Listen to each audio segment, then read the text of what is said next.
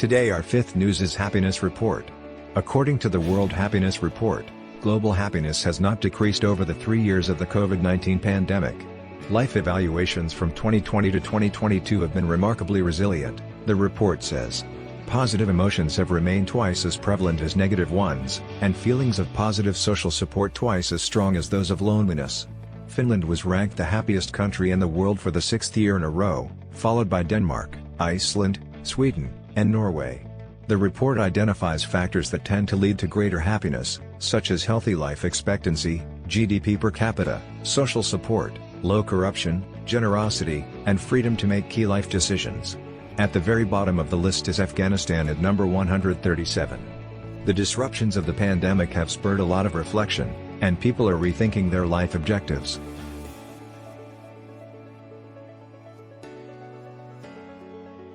Our fourth news is TikTok ban.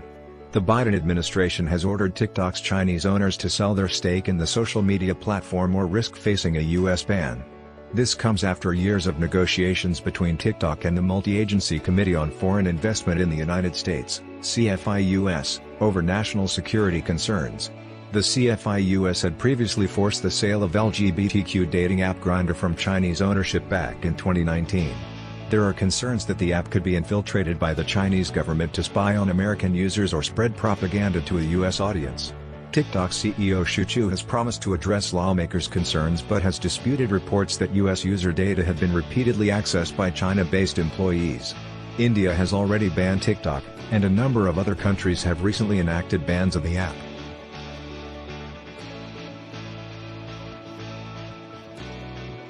Our third news is layoff of Amazon. Amazon is set to cut 9,000 more jobs, mostly affecting its Amazon Web Services, People Experience, and Technology, Advertising, and Twitch divisions. This comes after the company announced earlier this year that it was eliminating 18,000 positions. In a memo to staff, CEO Andy Jassy wrote that the latest round of job cuts is difficult but necessary for the company's long-term future. The pandemic-induced demand for digital goods and services and broader macroeconomic uncertainty have led to job cuts across the tech industry, and Amazon is not an exception. The company grew its headcount during the early days of the pandemic, but Jassy said they have chosen to be more streamlined in their costs and headcount given the uncertain economy. In a separate memo, Twitch CEO Dan Clancy confirmed that the platform would let go of 400 employees due to the macroeconomic environment's impact on their business.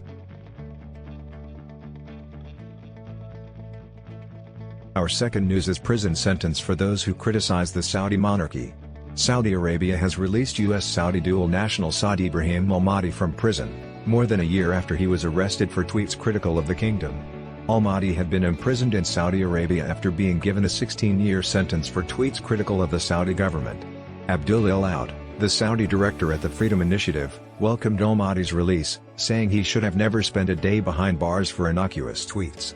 Al-Mahdi was sentenced by Saudi Arabia's specialized criminal court over 14 tweets critical of the Saudi government that he posted while in the U.S. Some of the tweets date back 7 years. It remains unclear whether the kingdom would lift a travel ban it had imposed to allow Al-Mahdi to return to the U.S. U.S. officials should continue to press for the release of prisoners and lifting of travel bans, according to Al-Aoud.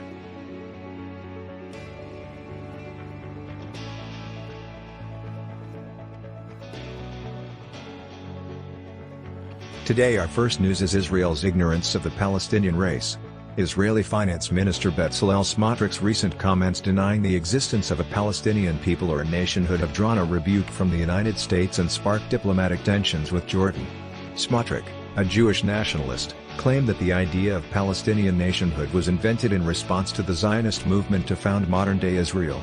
U.S. National Security Council spokesman John Kirby objected to the comments, saying they were extremely unhelpful in trying to find a viable two-state solution. The Palestinian Authority called the remarks racist and an attempt to falsify history. Hamas also condemned the comments as reflecting the fascist policies of colonial settlement expansion.